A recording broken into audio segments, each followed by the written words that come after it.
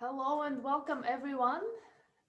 This is Karmatalks, a monthly podcast dedicated to yoga studio owners sharing their stories and passion. My name is Yulia and I'm your host today. Today we're going to bring up a theme of change and resiliency, and especially since it's been a year that the pandemic was declared officially. And what have yoga studios become in that time of challenge and stamina? And my guest today is Heather Quinlan. She is the owner of Bikram Yoga Burlington in Massachusetts. Hello, Heather. How are you? Hi, good. How are you? I'm fantastic. So happy to have you here. Yeah, it's nice to see you. Thanks for joining. That's awesome. Uh, First of all, I'd like to tell you that last year, this week, people were sent home Mm, and yoga studios were closed. yeah, And then you probably you've experienced it all. So you remember how they were closed. Then a few months later, they were reopened. Then yeah, I guess some of them were closed again. And I yeah, believe they're all reopened now, which is awesome. right. So when has the pandemic become real for you? So it was just about a year ago. I think maybe a year ago to today that we got the official word that we had to close down. So, but like everyone else, I think we thought it was going to be for 2 weeks, maybe 4 weeks. 6 weeks would have been crazy if we were closed that long.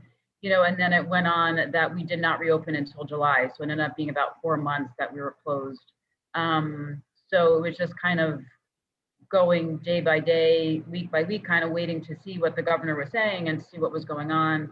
And then we finally got the word, I think it was July 8th, that we were allowed to open back up. And then that was a whole other process to go through of implementing new cleaning protocols and deciding how many students we could have and how we were going to arrange the studio to make sure everyone was safe. And so every step of this has been a new development of how to do business a little bit. But we're happy to be open and still open. So we were able to open in July and not close again. So we're happy about that. Yeah, that's pretty good because Yeah. I think some other yoga studios in different states were not as lucky. Yeah. That's what I've seen. It was kind of like a back and forth. So I'm glad we didn't have that. And everyone stayed safe. And so it worked out. Excellent. Yeah, sounds good. So tell me a little bit about your studio.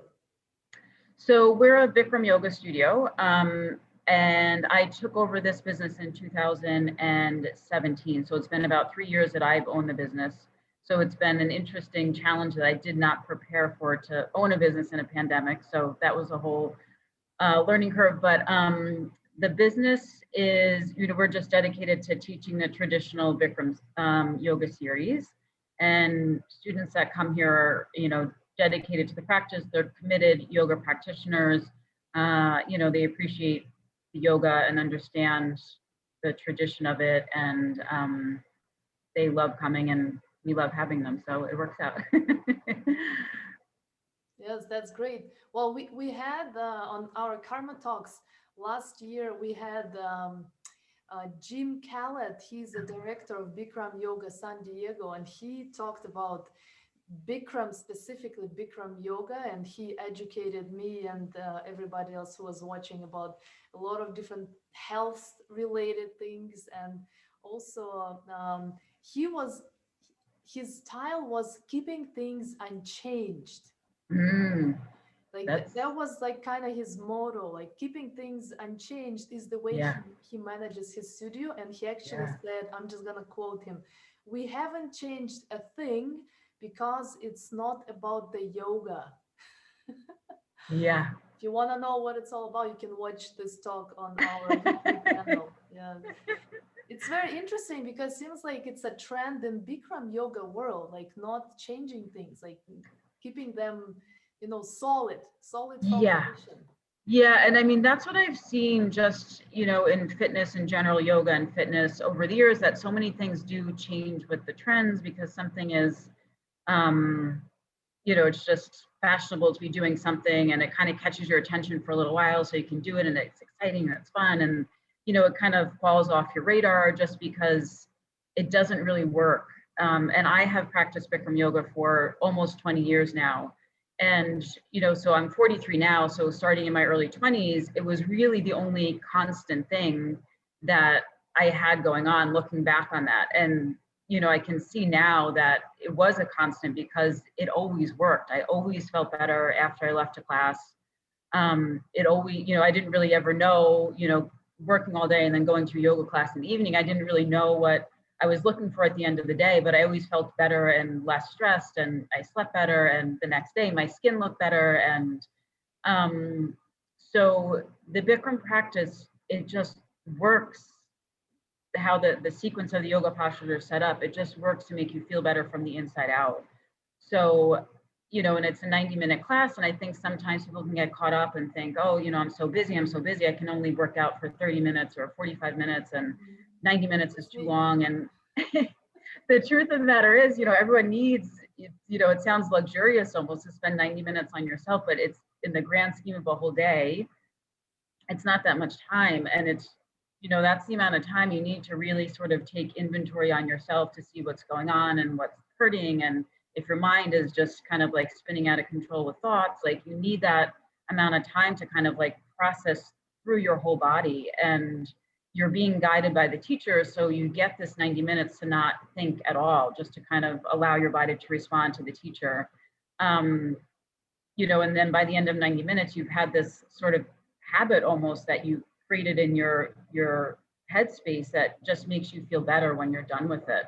So there's no reason to change it. It's been taught one way in this country for almost 50 years, and it works. So there's no reason to change it. But with technology and stuff, people think they're busier and, they just don't have time. They don't have time, but you have to make time for yourself. That's never going to change. No matter how busy your life gets, it doesn't mean you can shortcut yourself. You have to take care of yourself. Oh no, now I feel bad now because I'm cheating all the time. So I'm doing sometimes or often I'm doing 10 minutes stretch. That's all. That's it. Yeah, that's not much. I mean, it's something. Something's better than nothing. But when you can really dedicate and commit to something like Bikram yoga, it changes your life. It's not just the time you spend and say, okay, I can check it off my list. It changes your life because you are learning life skills on your yoga mat. And again, you have that 90 minutes to kind of practice the mental skills and to practice your discipline and your self-control and your patience. And those things just go with you outside of the yoga room automatically. So what's the perfect amount of classes? And I mean, 1 hour and a half, 90 minutes, quite yes, exactly. I do agree with you. It seems like a luxury. It seems like a commitment. How many classes a week is it healthy and possible and normal to take for just an average person of Bikram or for Bikram yoga? I mean, we'll say in general that 3 times a week is maintenance. If you don't really have anything going on, you don't have any pains or injuries, or mentally you're feeling stable, 3 times a week is a good maintenance plan. And then if anything you're trying to change, weight loss, a health issue, mental issues, anything that you're really trying to change, heal from an injury, come 5, 6, 7 times a week, come as often as you can, because you're just going to see that progress quicker. If you come less, you'll see it slower. And generally I do find when I just had a woman come in and she's so busy, she's going to come once a week. And I said, okay, just come once a week. That's fine. If you come once a week, people get plenty of benefit from that. But she's coming now 2 and 3 times a week. And she's like, I can't help it. She's like, I just love this. I have to come. And I said, that's usually the progression. So it's like, I could tell people, this is come 3 times a week for your maintenance plan, come more, and a lot of times they look at me like I'm crazy. And then it just happens because, again, with the yoga practice, your body starts functioning better. So you start craving quality things over quantity of things. So quality sleep, relationships, food, you just start feeling better from the inside out. So once your body knows what's good for it and feels good, it wants more of that, and then your schedule will magically adjust to give yourself time for more yoga. However that works, it always works that way. Magic. I magic. love magic. I do believe in Yeah. it. Yes, things Yes. just work out for to support your practice. Yes. Yes. So normally, usually, your students come 3 times a week. Yeah. I would say average at least that. Yeah. Okay, perfect. Okay, that's good to know. Yeah, Yeah. I didn't know that about Bikram yoga. I didn't know the resiliency, how much people can take until they enjoy it and make it a regular habit, and then they don't count. They're like, oh, 3 times doesn't matter. Yeah. Yeah. Okay. I also wanted to ask you about your experience of getting through challenges as a yoga studio owner. Getting through challenges. So obviously the pandemic was the biggest one, but in Bikram Yoga, there's 5 mental strengths you're always working on through your practice. Patience, faith, self-control, determination, and concentration. Those are the 5 mental strengths you're always working on through your practice. Mhm. And I realized early on in the pandemic that it was all out of my control, so faith and patience were um, the way to get through this. And luckily, I did have so many years of this yoga practice in my life that, uh, I just had to trust that whatever was going to happen was going to happen. And that didn't mean I didn't take action steps, do everything I could to make sure the studio stayed opened and, followed up with all the loans and all that I could get for the business. But I know how powerful the yoga is for people and how much it means for them in their lives, and it becomes a part of their lifestyle. So I had full faith that people were going to come back, and the studio would make it through this. So um, that's how I approach challenges. I kind of use my skills of what I know from the yoga to address challenges. That's awesome. That's awesome. That's why I always see yoga studio owners as role models, Mm, yeah, it's because that's what it takes, right? And that's where you grow and you develop and you lead the others, and that's where you become. yes, yeah, and it does make you stronger. I wouldn't have said that a year ago, but it does make you stronger. Well, see, you're more self-aware. Yeah. Uh, So I know that your studio is up and running. So yeah. obviously the students came back. Maybe you even have new students. So my Yeah. next question is, what makes the studio, the yoga that you offer powerful enough so that students come back? Um, I think going back to what I said that before, that it just makes you feel so good from the inside out that, and you can't quite get that feeling from anything else. Even in the summer months, I think and when we were closed, people were outside more. It seemed like the good, obvious option to be outside and be in nature, which is wonderful and important. But again, the way the sequence of the postures are set up and the way that we stretch and compress and extend and move your spine, and we do a breathing exercise in the beginning and the end. And, it's kind of like a sanctuary for people where they can go and have absolutely no distraction for 90 minutes. Mhm. And then what we call in Bikram yoga, the tourniquet effect, by doing the stretching and compressing, that creates a flushing process in your body, so nothing is stagnating. So you essentially start the class with one body, and by the time you shift everything around and move your blood pressure around through the whole class, you leave with a whole different body and a whole different mindset. So I think that is just, a little technical explanation of it, but people just leave feeling so much better. And you just can't get that feeling from other things. So, my students, they come for that. They come for the feeling of what they get when they leave the class. It can be a challenge in the class, and it can be a struggle in the class, and it's hot and 90 minutes, but the feeling you get when you're done, you just can't replicate that anywhere else. Mhm. And it's probably maybe a sense of community that you create with your studio, yes? Yeah, definitely. I mean, in the pandemic too, I have a number of students, myself included, that this is the only place they come. This is the social activity that they come to. And even, outside of pandemic times, it is just a nice community. It is an individual practice when you're in the room, but it is certainly the group energy of and I say this every now in the class, you never know when you are inspiring someone, for whatever, for your balance, for your strength, for your flexibility. You just never know when someone's looking at you thinking like, oh, wow, look how long they're holding that posture. Oh, wow, look, they're holding it, they're doing that so well. And so you just don't know when you're inspiring someone. So it's like this group energy that you work with through the class. That's really nice to have. And again, with that no distraction, it's quiet.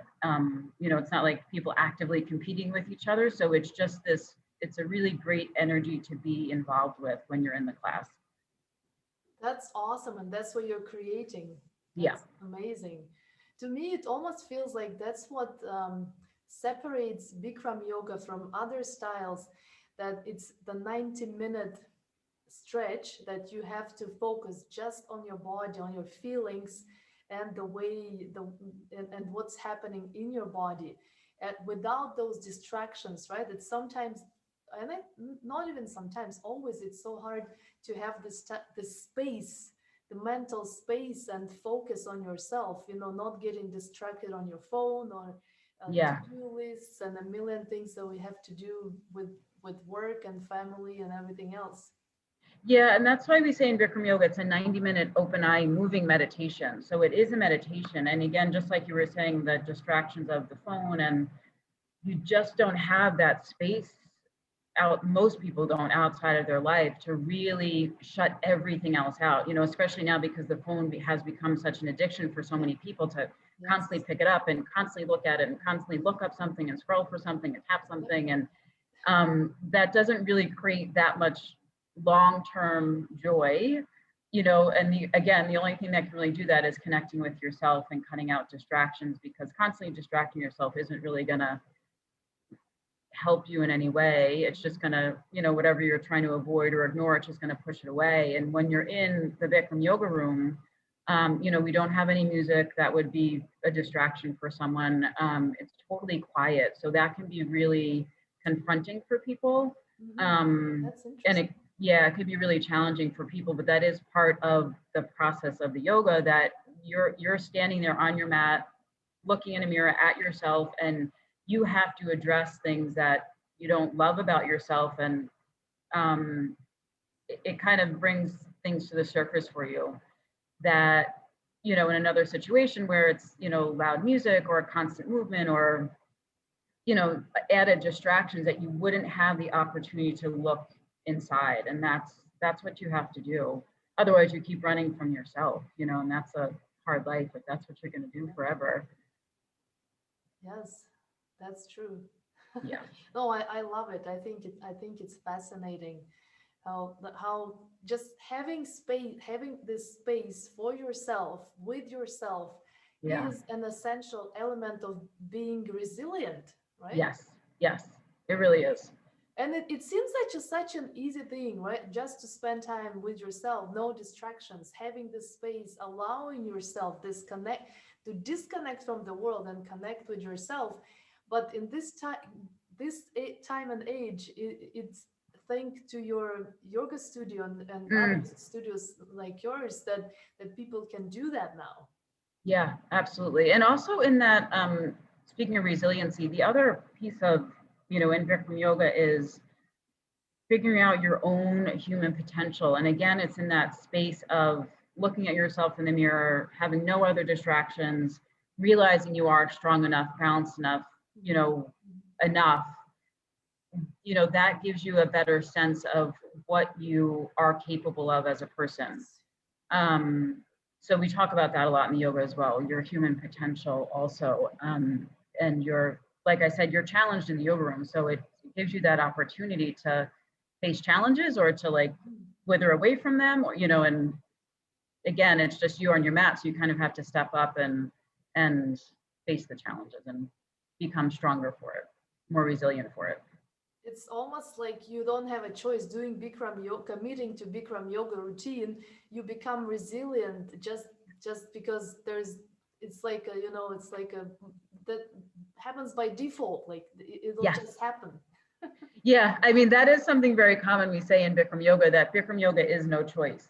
We don't modify the postures per se, because the idea is that you're not changing the postures to fit your body, you're changing your body to fit the posture. So Mhm. you try every posture, you do the best that you can. It's not going to look perfect. It's not going to, you're not going to, achieve perfection every time you do it, but you're getting the benefit every time you do it as long as you try it the right way. And again, like I was saying before, the body starts to feel so good and function from the inside out Mhm. that you keep coming back for more. And like you were saying, it just happens automatically. It's kind of default that you have no choice but to feel better and all of that stuff. It just magically falls into line. That's awesome. I had a look at your blog and I saw that you guys run challenges sometimes. Talking about challenges, right? Yep. You had last year you had the spring rejuvenation challenge, and there Mm-hmm. was a group challenge that promoted Bikram and also encouraged participants to commit to one healthy habit outside of the yoga room. I thought, oh my God, that's a wonderful idea. Yeah. Yeah. So, what's going on now? Do you have any challenges in mind for the future? Yeah, we're going to be planning one for the summer. And it's really interesting because we'll put up little challenge cards in the yoga studio. And, be like the shape of a calendar with 30 days on it or 31 days on it.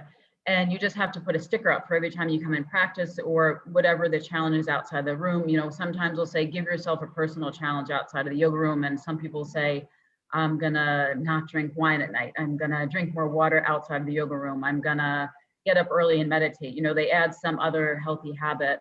And the accountability that putting the sticker up on the calendar, the accountability that creates for people is really amazing. Like it's just this, again, like very simple thing of just put the sticker up on your calendar, but it really creates the accountability for people to stick with whatever they're trying and to do it. And again, it's an individual challenge, but it's like this group energy, this group effort, because everyone else's little cards are up, so everyone can see that, there's another 30 people also doing this with me.